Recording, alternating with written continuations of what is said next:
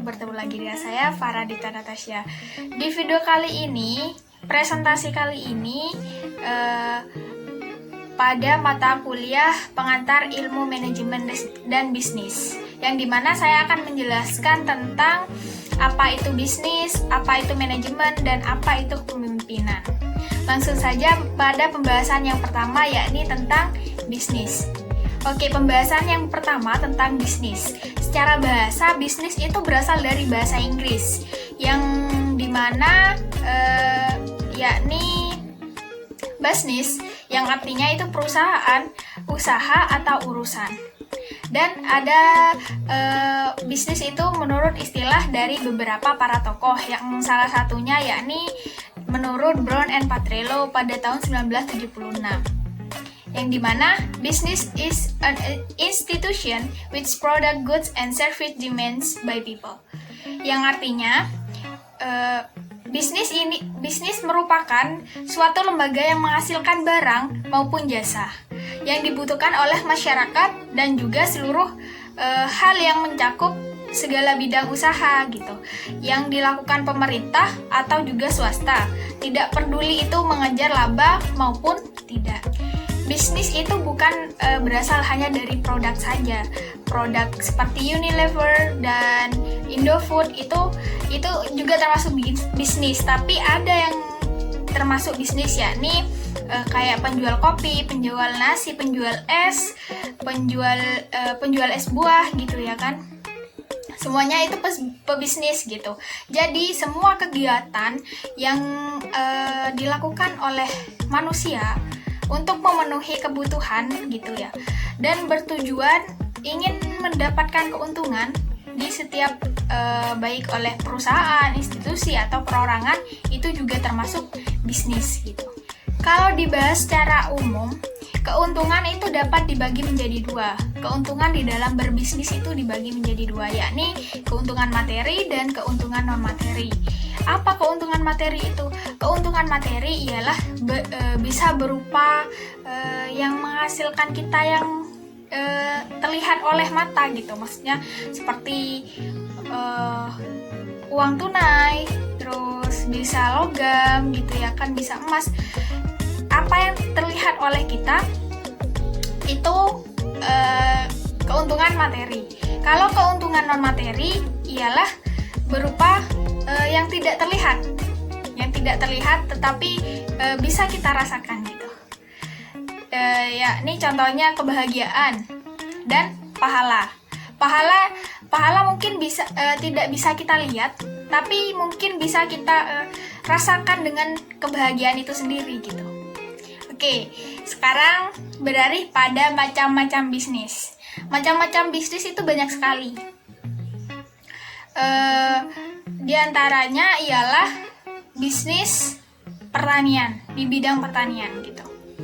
Banyak sekali contohnya, contoh bisnis pada bidang pertanian, yakni kayak bisa usaha tanaman hidroponik, terus penjual tanaman obat, terus pembuatan pupuk, penjual bibit tanaman, dan lain sebagainya, masih banyak lagi. Dan yang kedua yakni bisnis produksi bahan mentah, yang dimana contoh produksi dalam bisnis ini sangatlah banyak gitu ya, yakni bisa usaha mebel, usaha keripik, terus usaha karet, usaha sawi, dan masih banyak lagi lainnya. Dan ada lagi bisnis manufaktur, yang dimana jika berbisnis di bidang ini, contoh bisnisnya ialah elektronik, otomotif, terus tekstil dan garmen, terus bisa makanan dan minuman atau kerajinan gitu. Nah, tadi kan sudah membahas tentang bisnis. Sekarang kita beralih pada manajemen. Oke, sekarang membahas tentang pengertian manajemen.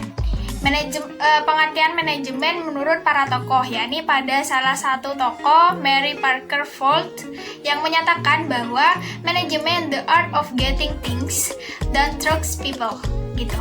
Yang artinya manajemen adalah seni dalam mendapatkan sesuatu melalui orang lain. Secara umum, manajemen itu adalah suatu proses di mana seseorang itu dapat mengatur segala sesuatu yang dikerjakan oleh individu maupun kelompok gitu. Manajemen dilakukan guna mencapai tujuan tertentu gitu, tujuan dari target yang sudah direncanakan dan dilaksanakannya itu secara kooperatif dan menggunakan sumber daya yang tersedia. Nah, yang terakhir yang akan dihadapi, ada beberapa faktor yang akan dihadapi oleh para manajer gitu. Yang pertama tentang konsumen, dan yang kedua tentang media sosial, dan yang ketiga tentang innovation, dan yang keempat ialah sustainable gitu. Nah, kita sekarang beralih pada materi kepemimpinan. Oke, langsung saja pada pembahasan pemimpin. Apa itu sih pemimpin gitu? Pemimpin adalah orang yang memberi arah dan menetapkan tujuan di suatu organisasi gitu. Dan ada juga pengertian dari para ahli yang salah satunya dari Schermerhorn pada tahun 2010 di halaman 434,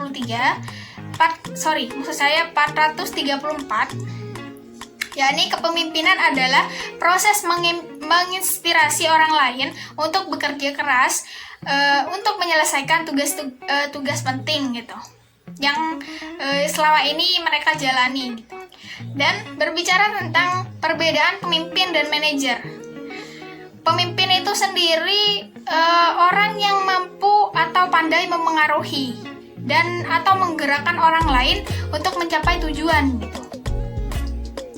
Kalau manajer adalah seseorang yang bertugas mengkoordinasikan orang-orang untuk mencapai tujuan dan melaksanakan fungsi manajemen.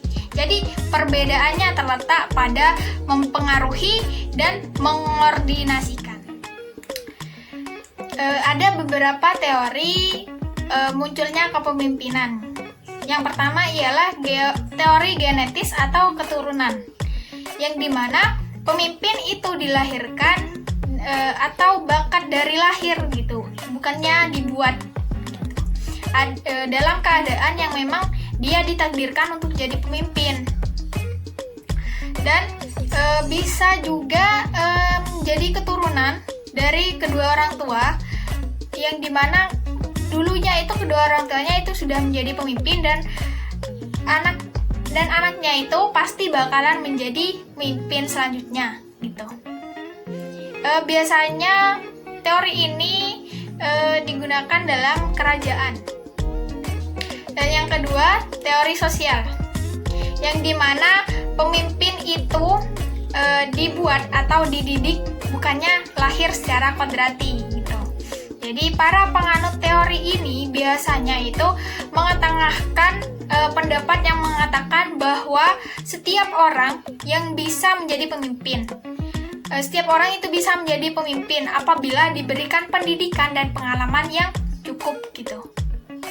Yang ketiga, teori sosial, yang dimana seseorang hanya akan berhasil menjadi pemimpin yang baik apabila ia telah memiliki bakat kepemimpinan gitu. Bakat tersebut kemudian dikembangkan melalui pendidikan yang teratur dan pengalaman yang memungkinkan untuk dikembangkan lebih lanjut. Nah, selanjutnya kita membahas tentang leadership styles gitu. Ada beberapa gaya kepemimpinan yang bisa kita pelajari, yakni yang pertama tentang gaya kepemimpinan demokratif, yang dimana gaya kepemimpinan demokratif itu sendiri ciri-cirinya itu ialah berusaha mengutamakan kerjasama atau teamwork gitu. Dan yang kedua adalah orang-orang yang dipimpinnya sebagai subjek. Yang ketiga ialah mengambil keputusan yang sangat mementingkan diskusi dan musyawarah. Dan yang kedua, gaya kepemimpinan otoriter, yang dimana menempatkan kekuasaan di tangan satu orang atau sekelompok kecil gitu. Jadi pemimpin bertindak sebagai penguasa tunggal gitu. Jadi biasanya kepemimpinan otoriter ini berada pada zaman dulu, zaman penjajahan, dimana berada pada zaman penjajahan. Dan yang ketiga, gaya kepemimpinan karismatik. Charismatic leadership ini diartikan keadaan atau bakat yang dihubungkan dengan kemampuan yang luar biasa dalam mengambil kepemimpinan seorang gitu. Maksudnya dalam hal kepemimpinan seseorang untuk membangkitkan pemujaan dan rasa kagum dari masyarakat terhadap dirinya, atau atribut kepemimpinan yang didasarkan atas kualitas kepribadian individu.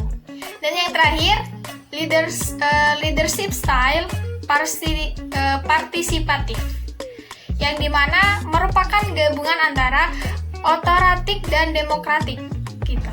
Pemimpin ini biasanya menyampaikan hasil analisa masalah dan mengusulkan tindakannya, dimana staf itu diminta saran dan kritiknya serta mempertimbangkan respon staf terhadap usulannya gitu.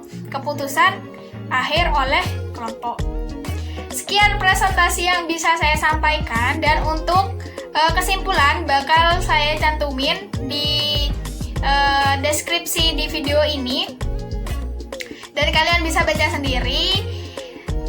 Dan jangan lupa di like, di komen, dan di subscribe, dan di share ke teman-teman kalian. Semoga video ini bermanfaat untuk kalian, untuk keluarga kalian, untuk teman kalian. Dan sekian dari saya. Wassalamualaikum warahmatullahi wabarakatuh.